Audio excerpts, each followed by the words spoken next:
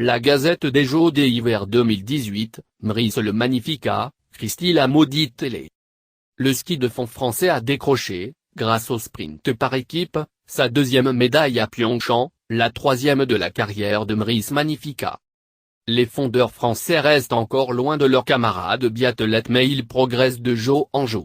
Alors que l'équipe de France de ski de fond n'avait jusqu'alors remporté que 2 médailles olympiques, Turin 2006 et Sotchi 2014, elle vient de décrocher en l'espace de quelques jours son deuxième podium. Après le bronze du relais 4 signes de multiplication 10 km dimanche dernier, Mriss Magnifica et Richard Jouve ont également pris la troisième place du sprint par équipe.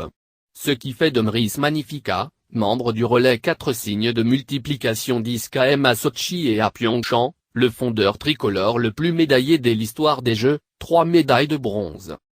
Lire aussi, Jeux 2018, la stratégie gagnante du ski de fond français, en bronze sur le sprint par équipe. À Sotchi, ils avaient réalisé un triplé inédit. À Pyeongchang, pas un N n'est monté sur le podium. Les spécialistes français de ski cross n'ont pas été à la fête. Le champion olympique en titre, Jean-Frédéric Chapuis, a été éliminé en quart de finale. Le mieux classé de ses compatriotes, Arnaud Bovolanta, a été éliminé en demi-finale et termine 6e de la compétition remportée par le Canadien Brad Hillman.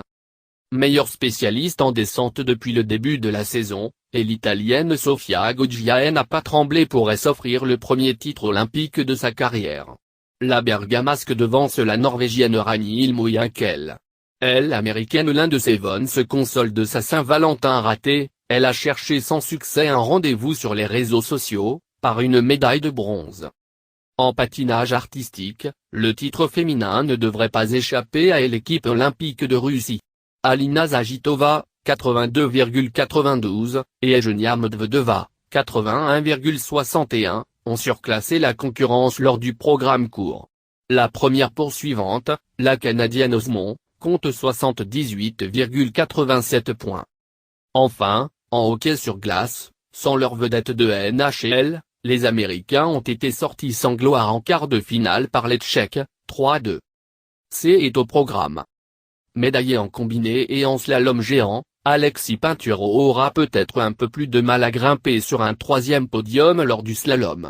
Mais avec son compatriote, Victor Meuf-Agendet, également médaillé au combiné, le skieur français peut venir concurrencer les meilleurs que sont Marcel Hirscher, Henrik Kristoffersen, Michael Matt ou encore Andre Miré.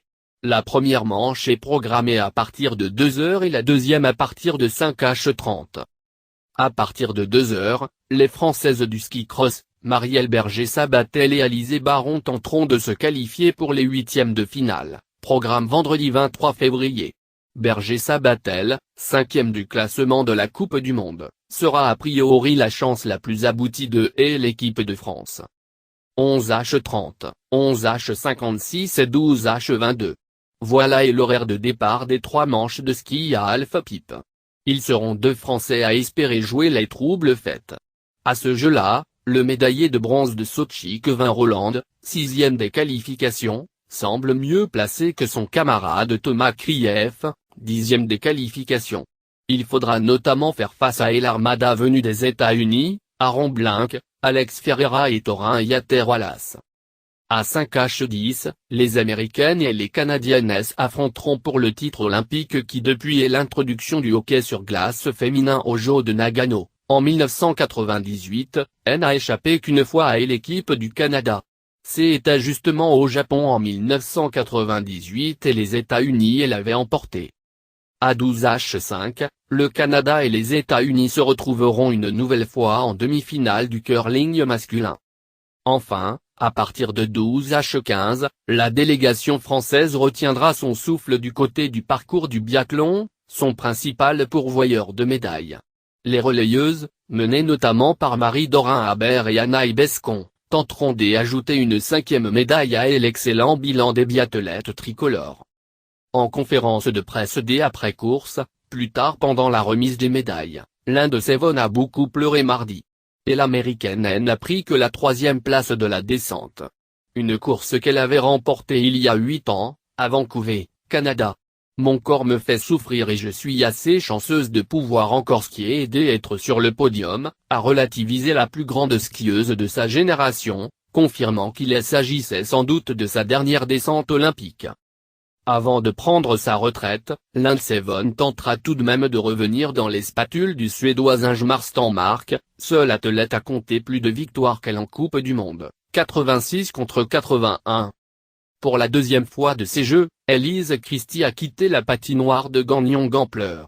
Surnommée Christie la maudite dans son pays, cette Britannique, pourtant triple championne du monde, n'a toujours pas réussi à accrocher le moindre podium en 9 courses olympiques disputées. Autre un nouveau record olympique durant les qualifications du 500 mètres, et l'une des 3 épreuves inscrites à son programme en Corée du Sud, la patineuse se voit souvent reprocher un style très agressif. Sans médaille après 3 Jeux olympiques, Elise Christie se voulait philosophe après son dernier échec. Pour le moment je me dis que ce sont juste 3 courses ratées sur ces 4 dernières années. Rendez-vous est donc pris à Pékin, en 2022. Vivement la fin des Jeux pour le Comité international olympique, CIO. Après le départ forcé de Corée d'un de ses membres, coupable d'une agression sur un agent de sécurité, c'est au tour de Dick Pound d'être recadré par l'instance. Si vous n'aimez ni le café, ni le décor, ni les prix, vous êtes libre de changer de bar, a répondu au Canadien Mark Adam, porte-parole du CIO. Dick Pound, membre depuis 1978 et parmi les plus virulents vis-à-vis du traitement de l'affaire de dopage russe, avait qualifié ses collègues du CIO d'Old Far vieux schnock, dans des propos rapportés par le quotidien britannique London Evening Standard. Opposé à la réintégration par le CIO d'une partie de la délégation russe sous la bannière olympique pour les Jeux de Pyeongchang, alors qu'un retour de leur couleur officielle est évoqué lors de la cérémonie de clôture, le Canadien a invité les athlètes à s'impliquer plus dans le combat contre le dopage, étant les seuls à faire peur à ces vieux schnocks. Avant la réponse de Mark Adam, Dick Pound s'était déjà attiré les foudres de John Coat, président du tribunal arbitral du sport. Ce proche du président Thomas Abba, patron du CIO, avait qualifié de déplorable la sortie du Canadien, regrettant que ce dernier ne fasse pas preuve de la sagesse inhérente à son ancienneté au sein de l'instance.